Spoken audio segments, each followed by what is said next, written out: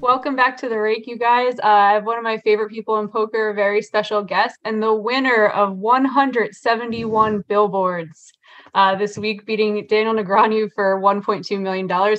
Welcome, Doug Polk. How's your week going? Pretty good. We won the challenge. It's over.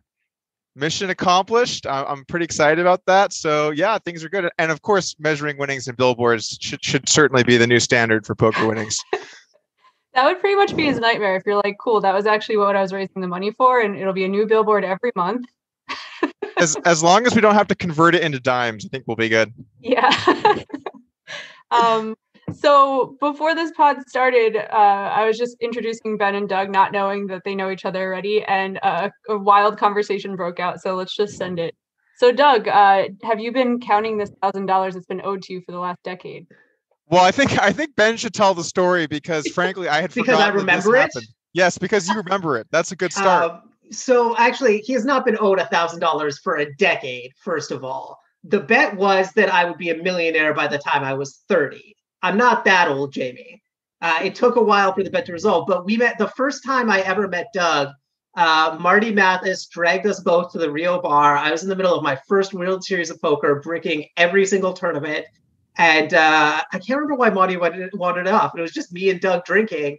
And we started to talk about like the future. And somehow we ended up betting. I bet him $1,000 that I would be a millionaire by the time I was 30.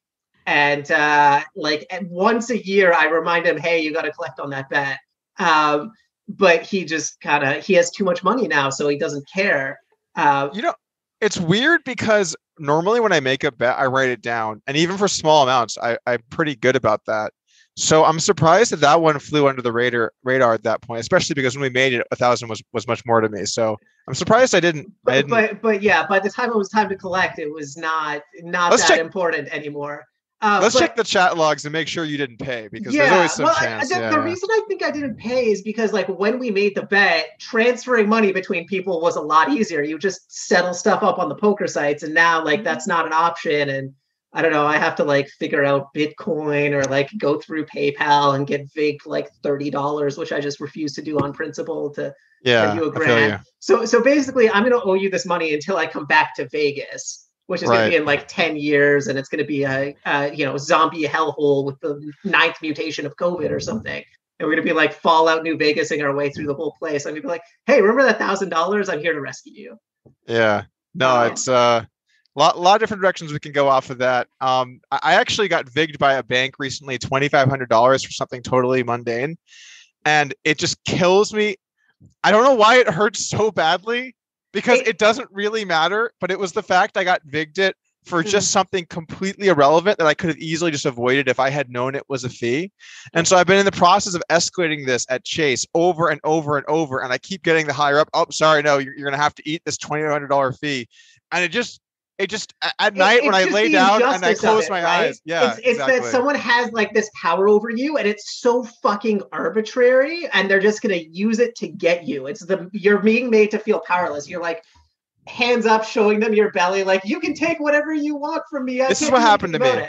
This is what happened to me. I have 2 accounts at Chase. One of them has free deposits and one of them doesn't. I didn't know that one of them doesn't. And so I took $1 million from WSOP.com and I deposited it. And I deposited in the wrong one. Mm-hmm. And then at the end of the month, they said, okay, here's your $2,500 fee. And I looked at it and I thought, what? what? And they said, well, of course, you have the 0.25% deposit fee. And I said, this is ridiculous. I could have put in the other account and transferred it for free, right? And they said, well, yeah, but you didn't. You deposited it into this account. So it's $2,500 to deposit into my account that would have been $0 to deposit into the other account. This is bullshit. This has become a commercial for Bitcoin, basically, on this whole pod. Yeah. But speaking of Bitcoin, if you loaded up your account with Bitcoin, how much did you lose by winning $1.2 million in this challenge? So it's a little difficult to calculate because there was lots of things going on, and there may or may not, and I'm going to be careful with the words I choose to use. There may or may not have been other pieces of other things that I may or may not have won in that may or may not have been in Bitcoin. So it ended up not being that bad, but there was definitely a version where if theoretically I had sold Bitcoin to play in this challenge, which I may or may not have done, then it could have been really bad if I had, won small or even had lost, and then also had watched Bitcoin run up from, I think, 14, 15 when I started to where it is today at 40. That could have been some potentially devastating stuff, which thankfully we faded. All right. So this is now a podcast about rich people problems. Everyone is going to fucking hate us for Doug. Like, oh, the $1 million I won, they cost $2,500, and it's just so unfair. I gotta ask you, Doug, because Jamie tells me that you hate poker more than me, which I didn't think was possible. Now that this challenge is over, and I think I've already saw that you refused a rematch against Daniel, who are you going to cyberbully into handing you $1 million next? Like, what's the path from here? How are your weekends looking? Would you win the bet today? No, I'm just kidding. Anyway, so look, I'm not a big. I don't enjoy playing poker.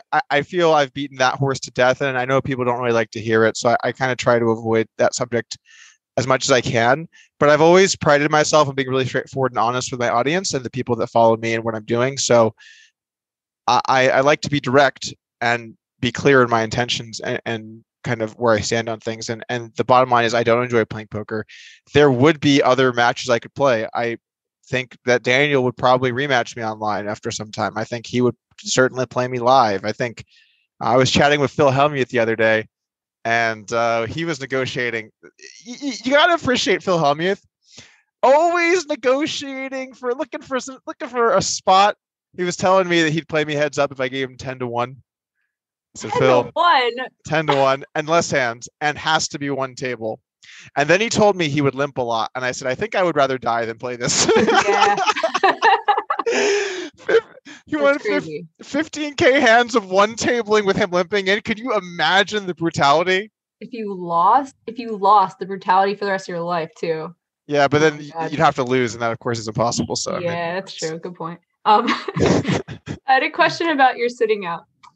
Did you have a side bet on never sitting out first and never quitting first? No. Well, was it just because you're a much manlier man than D-Neg that you never sat out first? This is about ego and macho-ness, and I wanted to show power. No, I think typically when I look back in my career, I've always done very well in long sessions, and I think that I can maintain a very high level of focus for very long periods of time, even if I'm doing multiple things. Just the level that I play at is extremely high. So because of that, I wanted to play longer sessions, and additionally, he wanted to play less days. It wasn't super ideal for me to play 3 days a week. I think that kind of limited the amount of time we could play. And then we also played some shorter sessions, especially earlier on, where he might quit if certain pots went a certain way. And so when I did have a chance, when we were playing, I really tried to make sure that we just got as many hands as possible. Because if you think about it like this, we started in, I want to say the start of November, right? It's early February, so it took 3 months. If I had not done that, this thing could have taken 4, 5, 6 months, depending on how long I was willing to play. So it was mainly in the interest of time, I would say. And I also didn't feel I was giving anything up by playing long sessions, because I think I'm strong in that format.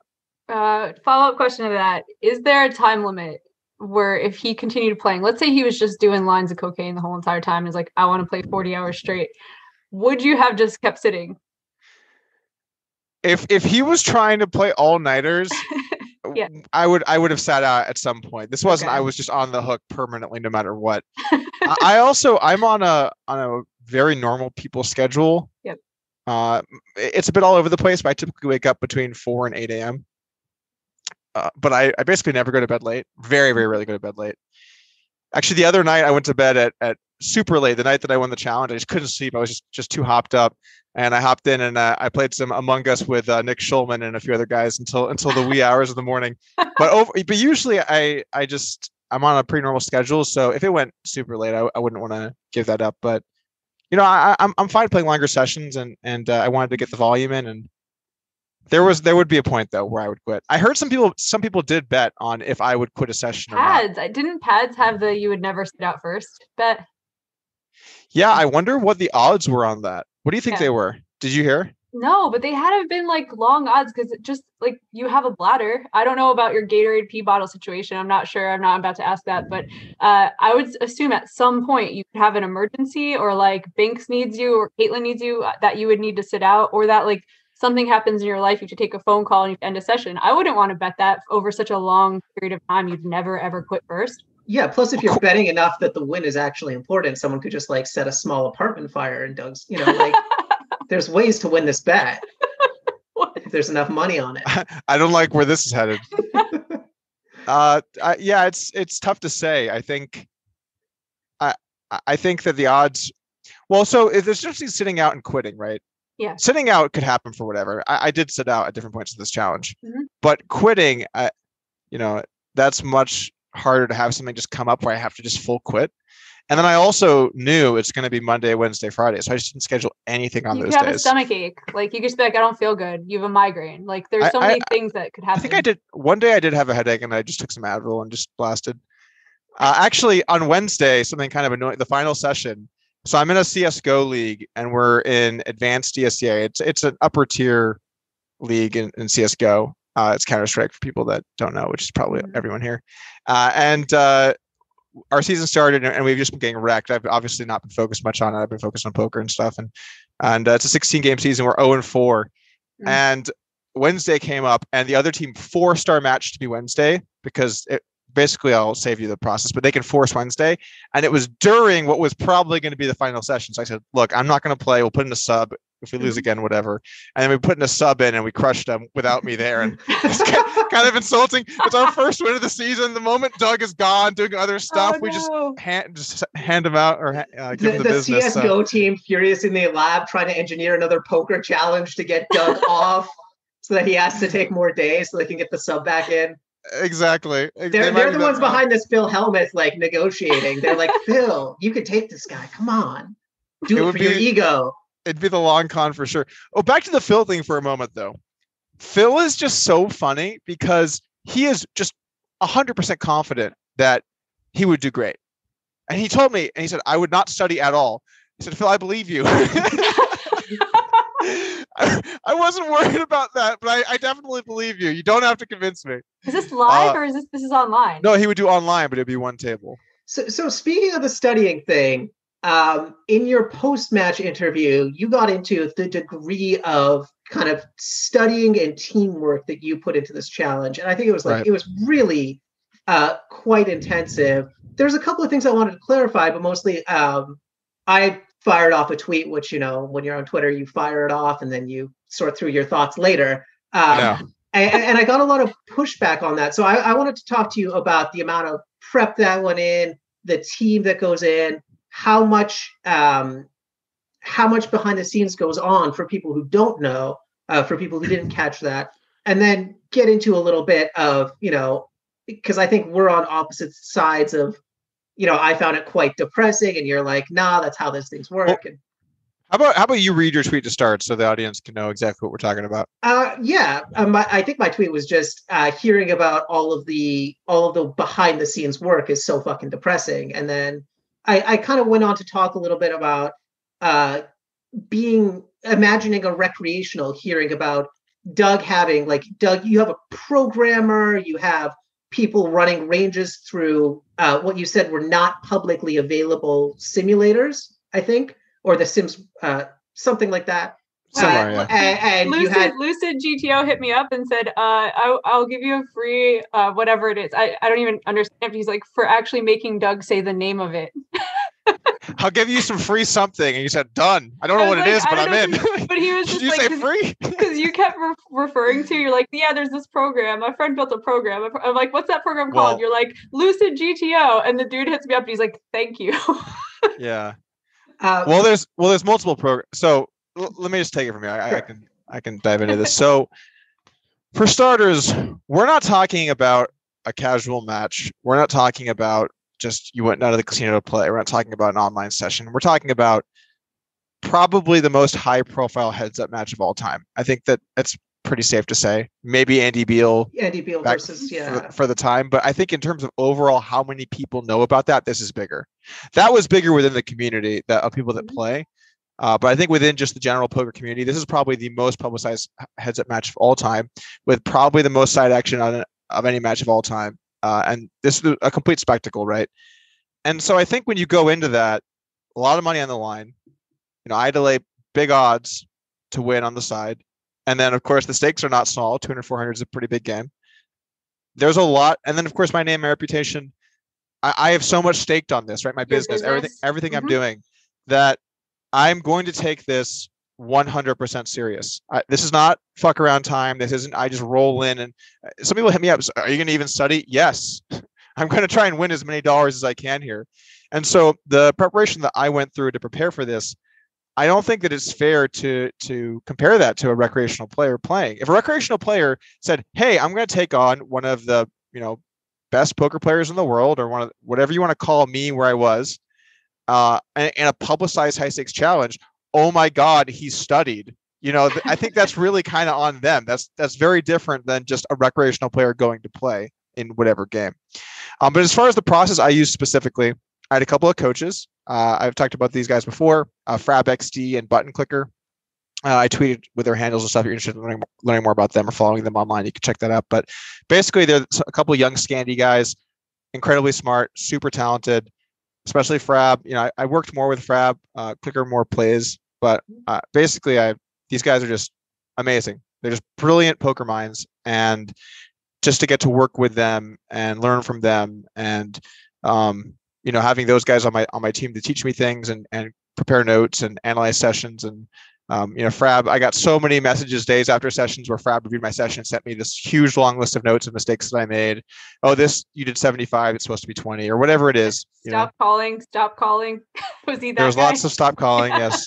Please stop calling. There was some pleases in there, I think, along the way. So I just want to interject here and say, you said that you really had to rebuild your game from the ground up, which I think for some casual poker fans who knew that you were one of the best heads-up players in the world a few years ago, that might be shocking how much the game has changed.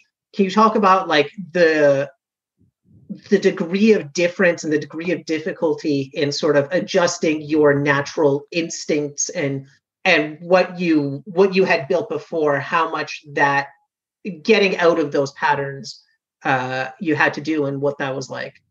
Sure. So when I look at my game, when I came up before, I started playing heads up, something around 2010, 2011. A couple years I didn't play that much, but I think my absolute peak of heads up was 2013, 14, 15, that era. This is before solvers were publicly available. This is, in a time where you couldn't get the answer. You had to come up with your own ideas and answers and what you thought was correct. And I think during that time, the people that took the time to create balanced strategies were typically more successful than the people that tried to create more elaborate and possibly more close to optimal strategies. And I think the best example of that is Ben Solsky, where I look at the way some of the things he was doing back then, so far ahead of his time. Geometric bet sizing on Broadway boards. He was one of the first guys to really popularize the small turn lead. He did so many different things, so many different plays that were way ahead of the curve, right? But he wasn't able to execute them in a really balanced way. And that's actually a much more dangerous thing to be doing than to be playing something simple that you can actually execute with balance. And so I think at the time I had this really nice blend of, I had spent the time to create a very balanced strategy, but had some good theoretical backing that I could actually execute. And I think I kind of met right in the middle there, where I wasn't this GTO bot guy. I wasn't this exploitative guy. I kind of had my own thing that was a little mix of both. Do you think Ben wasn't able to execute in a balanced way, or do you just think he was executing in the exploitative way that he expected to be best? No, I don't think he was playing exploit. I really don't think. Okay. I could be wrong. No, I really don't think he was playing exploit. I think he was trying to execute a set strategy that he thought was more close to optimal. Okay. But anyway, kind of just talking about that and then applying it to my game today. Now we know the answers, right? It's not like it was before where I had my own answer, and I thought about all the factors and said, you know what, this makes the most sense to me. That's what you had to do. What makes the most sense? Okay, we're going to build from that. So it's a flush spot. Should I bluff with the ace of the suit? Yes, because you block the nuts. Okay, that makes the most sense. Turned out that wasn't very good. It's better to have the middling flush card blockers because you want them to have the high blockers that call fold. Stuff like that. I used to think of it, I had to come to my own conclusions. Some stuff that I was doing ended up being very, very good. For example, on boards where backdoor straights run out, where let's say the board is 10-6 deuce, you're in position, you bet the flop and they call, the turn's a jack, and they check and you bet and they call, and then the river's a 3. Solver likes jamming here a lot because they can't have 5-4 and you can, as well as some of the sets. So I was doing that stuff in 2013, 14. I was doing that a long time ago and balanced, right? I was doing that balance. So if I look at the way I was playing that spot compared to the way I'm playing it today, it's pretty similar. I wasn't playing it as well, and I was maybe picking out some of the wrong bluff candidates. And I wasn't using maybe the correct split on sizes, but the point is I was using that theory back then. Nowadays, I look at all of the situations and you just get to know what's right. And so you look at it. Okay, this is correct. It's not, there's no opinion anymore. It's not, but it's correct. But if you think about, no, you're just wrong. You can be right or you can be wrong. And so I kind of came in with a very open mind. I'm going to learn everything that's correct.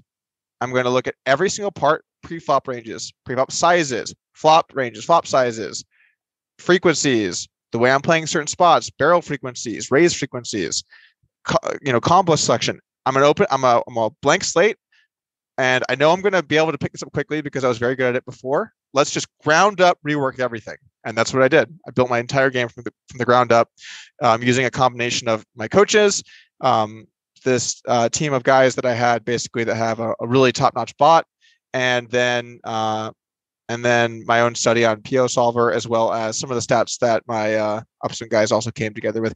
It was a huge team effort, and I used all of these things to kind of build out my strategy.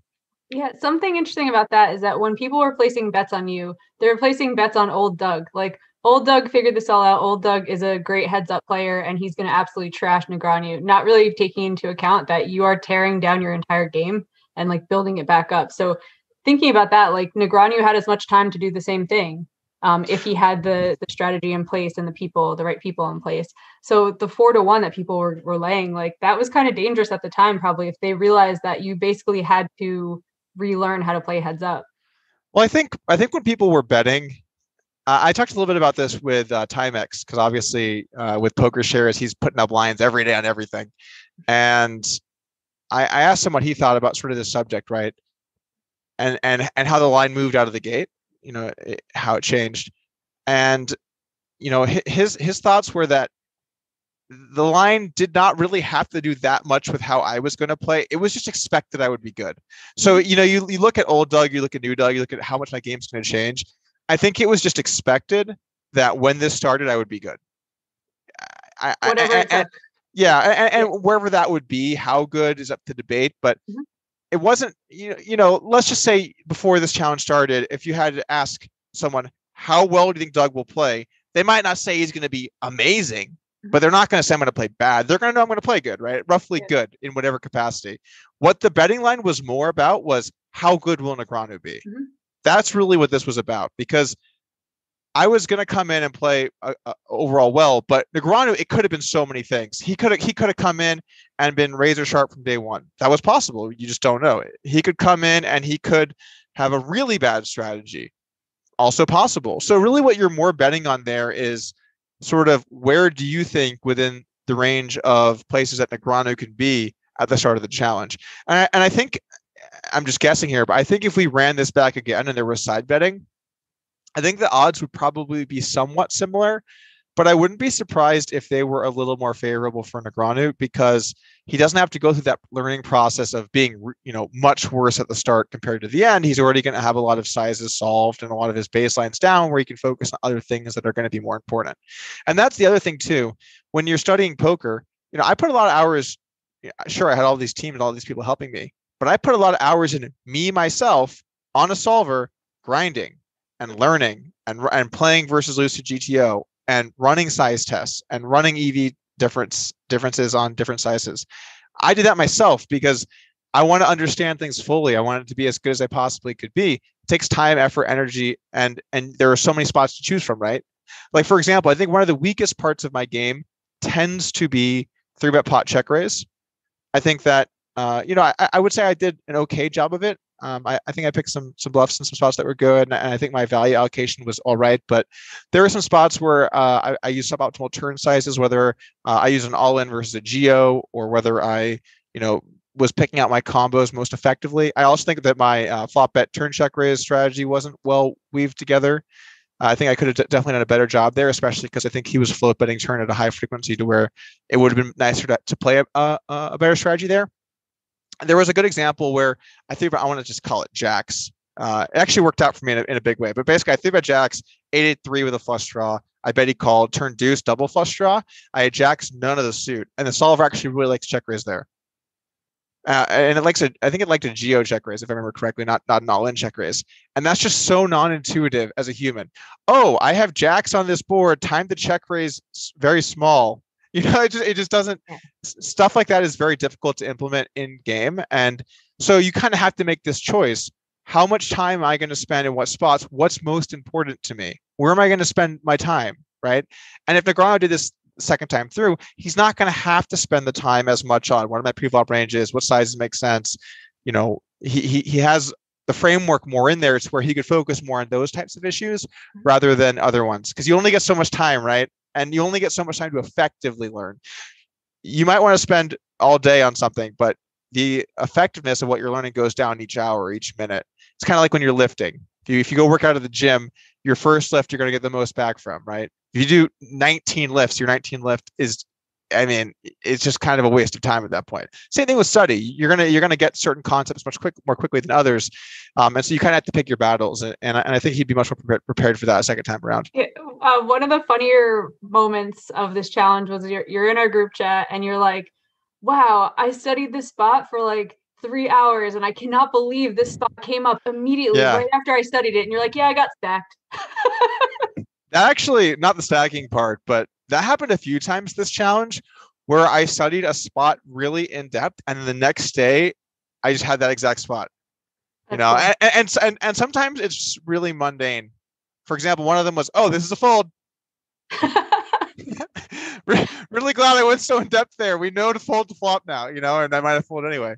It's still rewarding to like feel yourself growing though, that you're just like, I wouldn't have known what to do here, and now I do. It just sucks when like you learn to play it in a way that gets you stacked and you're like, God damn it, 40K down the tubes. Well, actually, I have a really good example of that. I forget if this happened in this spot or I think it was a different one, but I looked at trip boards, so boards like 777 or something like that. Trip boards play very different than what humans play like. They play very aggressive, a lot of raising, a lot of barreling. And you barrel your quads pretty aggressively, and then you occasionally trap them, and then you barrel bluffs, in a proportion that's fairly balanced. That is not how humans play those boards.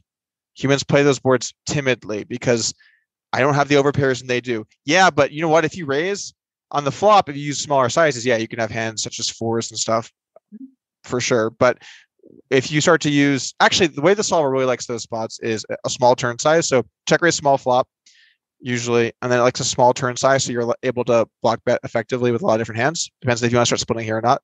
And then it loves humongous river sizes. So it might have happened in the challenge against Negreanu, but I was practicing against him on the side, and I had a hand where I check raised something like 888, and then blocked a turn, and then the river came, and I thought, this is 3x pot here, and then I 3x pot and ran it afterwards, and it liked my size, or I forget if it was 2.5x pot or whatever it was.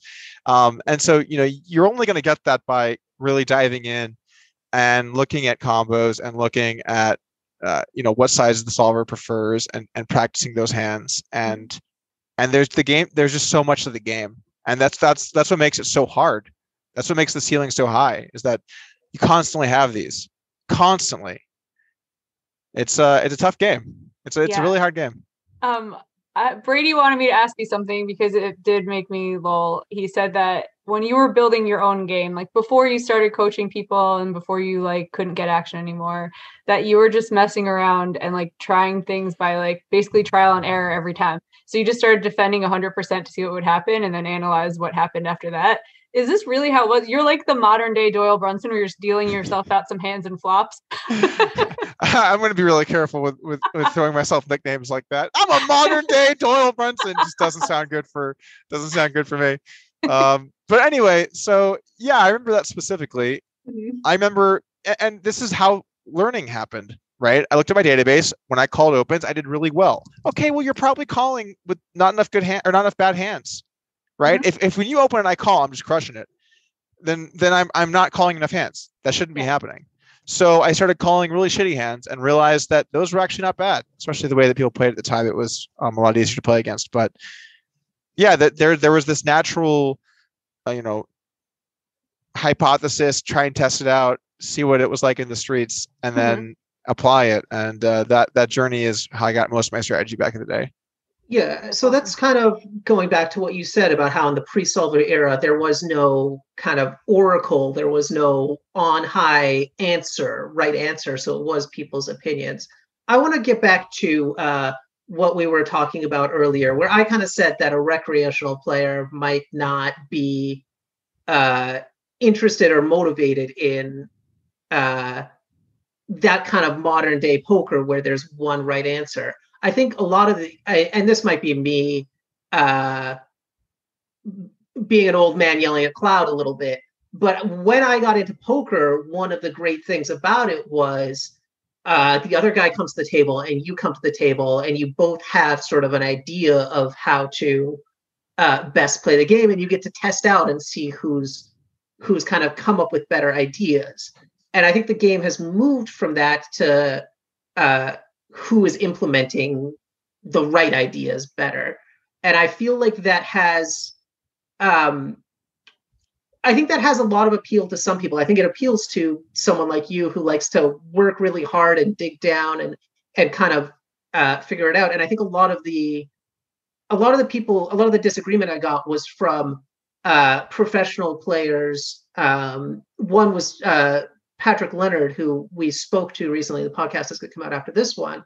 But he said back in those days, there was no clear learning path to get better. And he really likes now that there's a clear learning path to get better of like how to study and progress.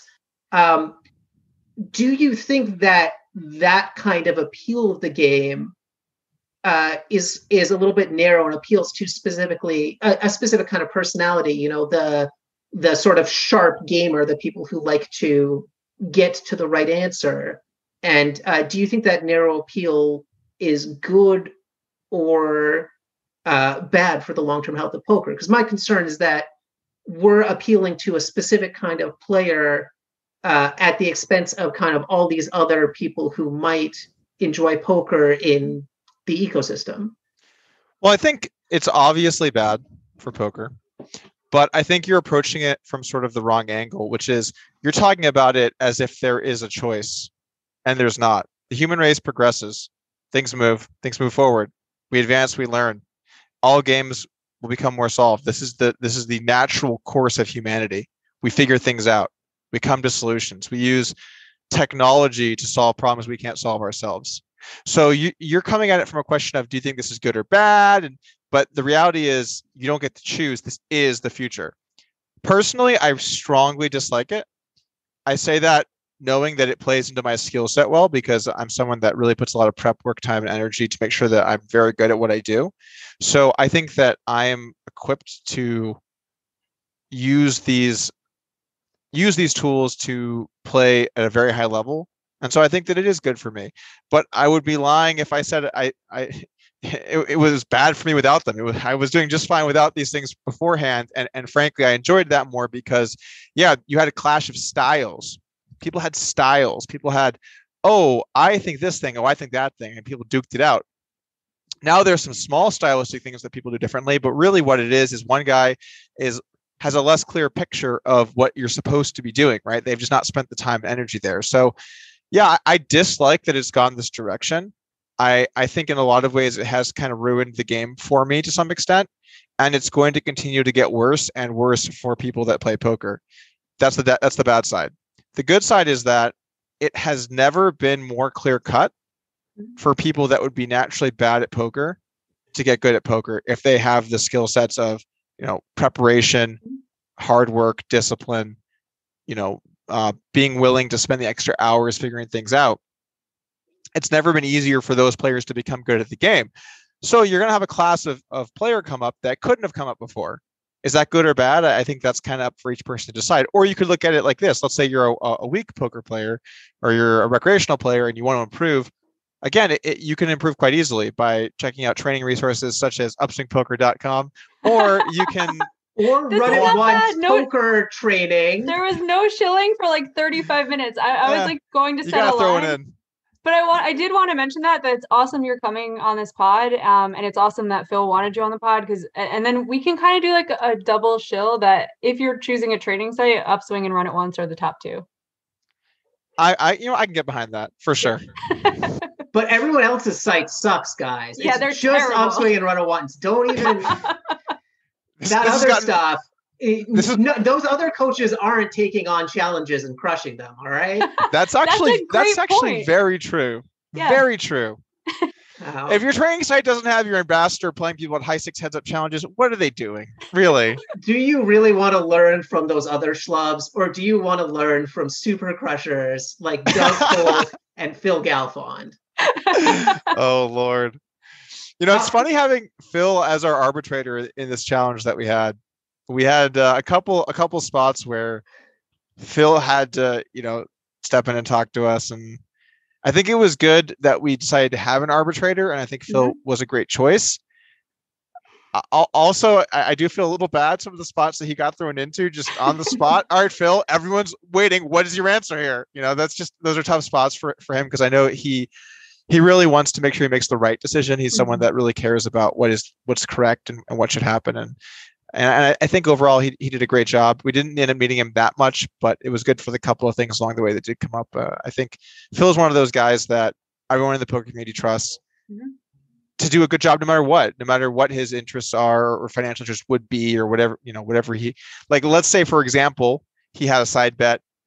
I don't think it would have any impact whatsoever. I think he didn't. I'm not sure if he said publicly exactly or not, but the point is, I think he would be an impartial judge no matter what. And there's just not that many people in poker that kind of have the rep to that extent. Yeah, now that Ike's retired from arbitration, right? We're losing them like flies because there's just no upside to being the arbitrator. Yeah, not an Ike fan, but sure. Okay. I was just gonna say, I was like, you have to tread carefully too, because you'd have to go through all your videos and be like, have I made fun of this person I'm asking to arbitrate? Because perhaps I do not want to ask them. Well, for me, I only want arbitrators that if I had made fun of them, it would be okay. That's otherwise too hard otherwise. We're gonna come back with Doug for part 2, and we're gonna talk about what the future holds for him after poker, since he's so fucking sick of it. We interrupt this podcast with an important message from our sponsors at Run It Once. How well did the last poker site you signed up for treat you? Whether you just play for fun, or working hard towards becoming a big winner, or are already playing professionally, we want to help you get the most out of your play at Run It Once.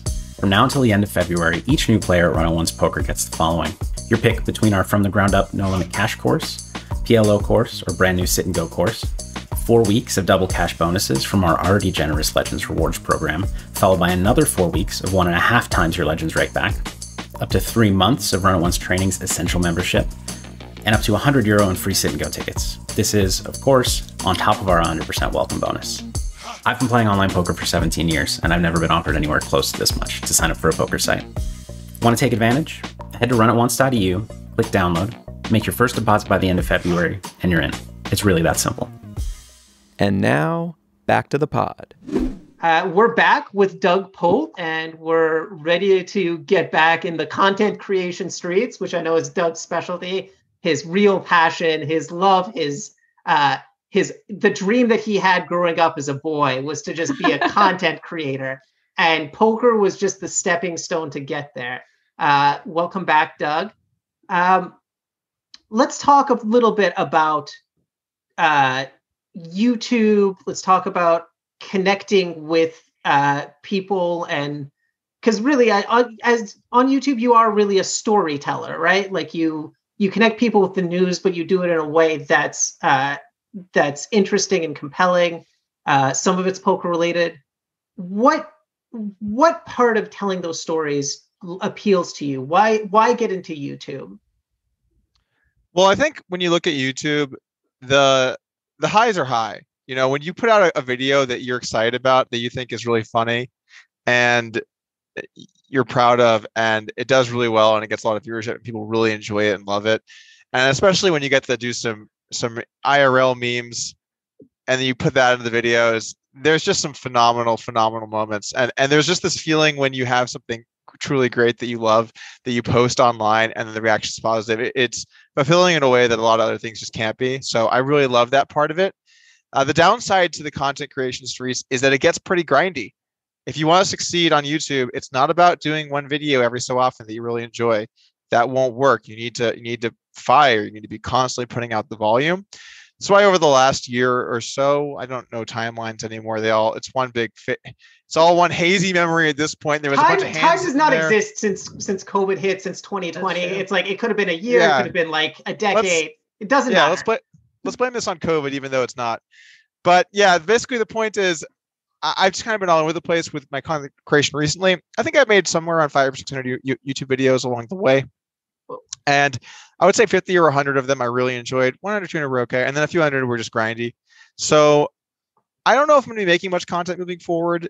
This challenge has given us a lot to put on YouTube, obviously all these streams. And I did a couple videos about what happened in the challenge. In fact, I did a video recently. I actually can't really believe this. I did a video talking about my thoughts on how Negreanu played. And it's very dry. It's just me talking to the camera about different spots. I talk about a couple hands, and it's got one of the highest retentions for any video that I've done in a long time, which I found kind of surprising. Maybe it's juicy to some people. What does Doug really think? But well, the people who like it really like it. Like no one, the people who get through one hand and go, I want to hear another hand. They want to hear 100 hands.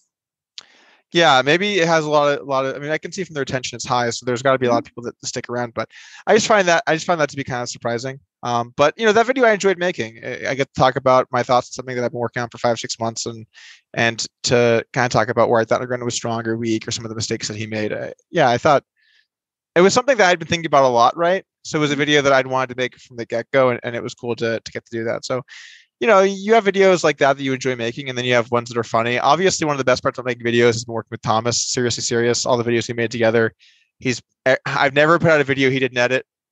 He's been the guy the whole time, and he's just so fantastic at what he does that made it great, and helped build the memes and everything that we did together. That was maybe my favorite part. I really liked working with you guys because I am not talented at video editing, and I'm also too scared to ever tell the jokes myself. So it was like, if I thought of a joke, I was like, oh my God, there's a person who will tell the joke and someone who will video edit it to make it amazing in a way that I would just be like, I have a joke in my drafts. That would be it. That's where it dies. So like having just like two people who are amazingly awesome at the things that I could not possibly ever do was so fun. And I think you should keep making content just to keep people like me employed. All of the fiercest Jamie Kerstetter jokes ended up in my YouTube videos for sure. Any joke that was just a little too hot to handle. Sometimes the Doug can take the heat better than Jamie, that's for sure. Yeah. And I think that's what you're describing, Jamie. That's one of the best parts of working in a team is having people around you that can shore up not necessarily your weaknesses, but that can really help bring out your strengths with their own strengths. Did you find that working in the team on the poker stuff as well, that having those guys around you helped you in ways that that you were not necessarily your peak strength at? Yeah. So when you have a team, you obviously you need a lot of different things. You need someone that can bring it to light, someone that actually perform what you're talking about or the subject matter. Then you need people that have good ideas, and you need to have people that have more jokes at sort of just a micro level, scene to scene. And then you have, of course, the editing as well. So it's a big process there, right? And Thomas more or less did all of the editing, and then I think the joke creation we were kind of all involved in. That was the best part. It was like a writer's room on Telegram. We're like every now and then, like Brady. So Brady during this challenge has been amazing. Like I think it was awesome to discover that Brady's like a really good commentator. I was like, that's awesome. But it was so funny how like there were times we all stalled. There's days you just don't have jokes. Like you don't have anything funny. Your brain's not creative, whatever. And Brady would like swoop in with an amazing joke here and there. And I'm like, where did that come from? But that was like the most enjoyable part, is just to like meet up in the morning on Telegram and like brainstorm funny shit to get people to laugh. And then by like 5 p.m. Thomas has something created. I was like, this is like a really awesome machine that you built. Yeah. So for most of the poker stuff, the four-person team was me, Thomas, Jamie, and Mike. I obviously recorded the videos and helped come up with some of the ideas and jokes, stuff like that. Jamie did a lot of the writing for us, came up with ideas and jokes and stuff too. Mike more helped run my social accounts and everything, and he would be involved every now and then. But he was just kind of, because he also runs a lot of upswing stuff, so he could basically help make sure that what my social accounts are doing was in line with what upswing's doing, kind of coordinate that. And then Thomas did the editing. So, everyone kind of had their own roles. We had some very fun brainstorm sessions. Sometimes we would do calls. Towards the end, we actually added in a few more writers that helped us with some jokes and stuff too. But for the majority of it, it was us four, and that was the sort of the brains behind the channel. And was there ever a joke that you guys decided was too vicious, too hot? Are you trying to cancel Doug right now? Is that what you're trying to do? Not too I don't know, not too offside in that way, but was there ever a joke that you really liked as a joke, but you just thought, I don't want to go here for... Like every day, Ben. Like we actually were like I feel like we exercised discretion pretty well. That right? sounds Like boring I feel like there are a lot of times where I would say a joke just being like, well, I'm offering this joke because it's a fucking great joke and I need them to tell me no. And like there were definitely times where like Doug's like, I'm not saying that. And I was like, fair enough. Yeah, you have to know where the line is. Yeah. And I think it's good when you have a lot of people that all care. If someone says, hey, I think we shouldn't do this, that's probably a good time to throw this out, especially Mike, because he's the voice of reason. I don't know how he does it, but he just really cares about every person. And so whenever any upswing member is upset over anything, he says, guys, we need to talk about, he really cares about every single person, no matter what. And then online, people post it, whatever. He's just such a good guy that usually does Mike give this the green light? If Mike gives it the green light, we're probably good here. Yes. Yeah. He was like the voice of reason or like moral authority every now and then. So he's like your chat mom. Yeah, I started out like that, and then this group poisoned my brain so much that at some point I was like, I don't have a line anymore. This is gonna make people laugh. Send it. It's good. It's good to make people laugh. That was one of the most important things in the channel, and I think that's kind of what set us apart from a lot of the other content in poker. There are a lot of guys who can analyze hands. I think I did a good job of that as well. There are a lot of guys that can do live poker vlogs. I can't do that. There are a lot of guys that can do different things, but in terms of what poker channels actually are funny and can make you laugh from time to time, I think that we were in a small group of channels. There's some guy recently, what's his name, All In Greg or Greg All In or what is it? Do you know the guy I'm talking about? He does these short videos. Have you guys not seen this? I don't think so. This is one of the high quality vlog. Super high quality. It's not All In Pav, is it?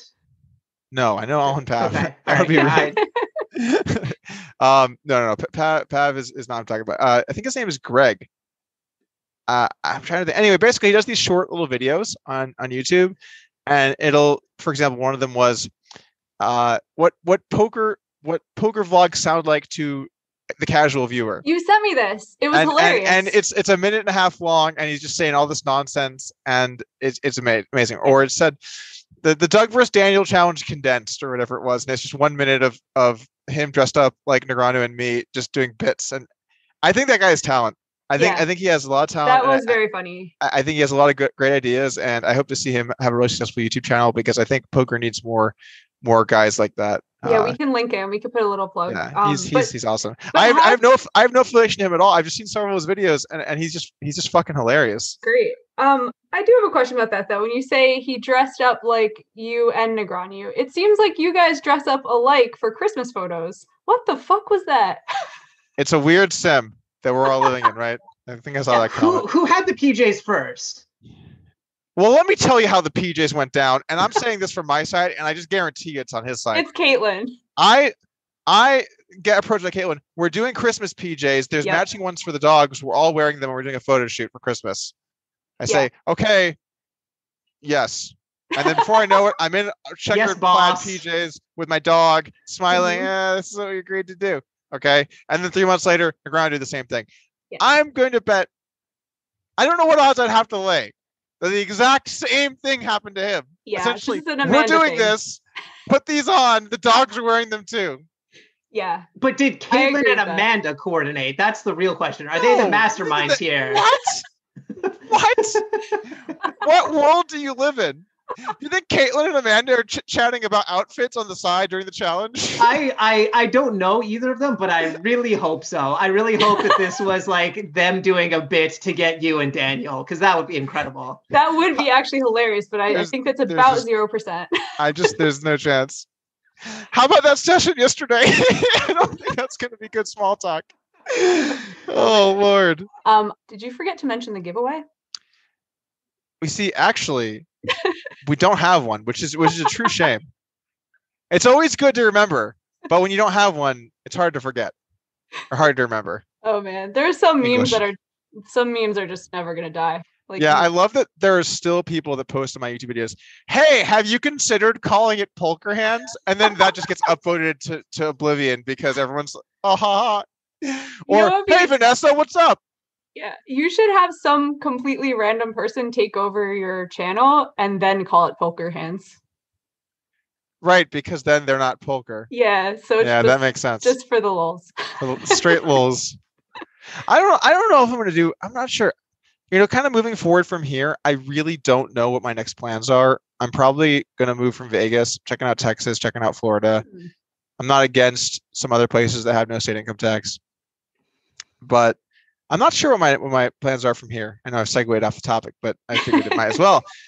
Because you guys asked me, what are you doing next? Yeah. And in a way, it's to plug it, but I don't know what I'm doing, right? So, well, as someone who has retired from poker and just fucking floundered like crazy, I appreciate the spot you're in. Like, I have tried to figure out what comes next, and I feel like it's really the way that poker grabbed you, especially as a young person. It's hard to find that grab anywhere else. Poker, especially online poker, as like a game, it hits your dopamine really, really hard, just right. And then also as a young teenager or whatever, I don't know what point you got in your life you got into poker.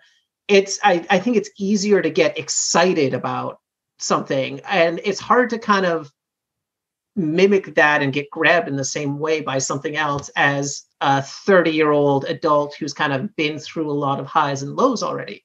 So do you have a process when you're trying to figure out what comes next for you, or are you just kind of waiting for something that hits you right? I guess at the moment I'm just sort of seeing where the chips fall. I'm going to take care of moving and figure out where I want to live long term and kind of think about just some logistical stuff for the time being. It's tough. It's tough figuring out what comes next. One of the nicest things actually about this challenge has just been, I wake up, I know what I'm doing today. I know what I'm doing. There's no question I'm going to be studying this, practicing, learning, playing, whatever I'm doing. And just having that consistency of waking up and knowing what you're going to do. Not having to think, what am I going to do? Knowing what you're going to do. Mm-hmm. That aspect of it has been really nice. And just to get to focus on that. I think for the time being, just moving and focusing more on health. That was one thing that I really felt like I couldn't do well during this.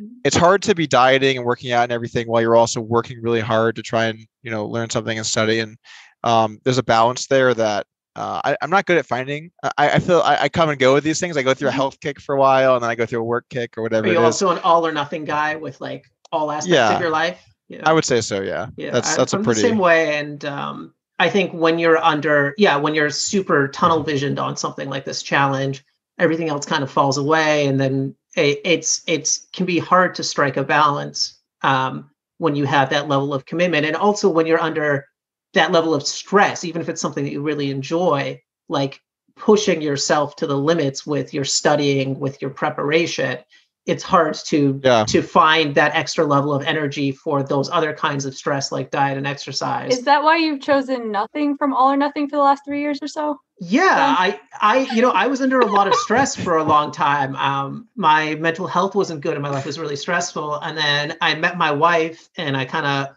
moved to the States post Black Friday, and there wasn't really online poker, and I just did nothing, and my stress levels went way down. So I was like, yeah, let's stick with this for the rest of our lives. Unfortunately, congrats, man. Congrats. Unfortunately, my pile of money that I'm falling back on is not as big as Doug's. So I can't do this forever, which, as the stress ramps up again as the pile gets smaller. I don't know if Doug's going to have that motivating factor. I don't know if you have enough where you're comfortable retiring. I'm not going to ask you about your finances, but it can be tough to find that motivation to go all at something when, you don't, you're not compelled to, right? Like Doug, I don't know. Yeah. So where do you reach for wanting to do, I mean, you talked about what you like about doing YouTube, but where do you reach for that something to get you to do something else, as opposed to, I'm just gonna golf 3 days a week or whatever it is that old retired guys do? It's about what you're passionate about. When I look at the last year or two, one of my favorite things I've done is just play on this Counter-Strike team I was on. Really enjoyed it. Strategy is a very deep strategy game, and I had fun doing it. It's not about. There's always trade-offs, right? And I looked at this challenge and I thought, well, I've not really been actively making money for a while. I've been investing, making money from that, or upswing, or whatever I'm doing. I've made money, but me actually physically doing something that makes money, I've not done that in a long time, or at least a couple of years. So it seemed like a nice opportunity to jump in and get to actually make money doing something, because that is rewarding in its own way. Mm-hmm. I think it's important in life to find stuff you're passionate about, that you care about and you love to do. And there's a trade-off, which is how much do I need the money versus how much do I want to do it, right?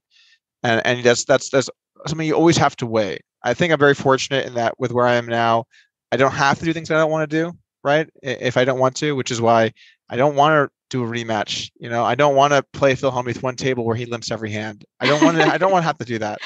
So I think it's about finding something that you're passionate about and you can really get all into, because when you talked about when you first find poker when you're young, yeah, you get so into poker. You're so pumped about it. When I was a kid, it was the best. Remember when I found out about poker? Oh, I play against people for money. This is amazing. Yeah. People for money, I'm gonna win. It was just amazing. Just that realization that you have to play against other humans and not the house. So you just have to find something that does that for you, and it is something that you wake up and love to do. I am not someone that is trying to make as many dollars as I can. I'm just not built like that. Don't get me wrong. I like making money.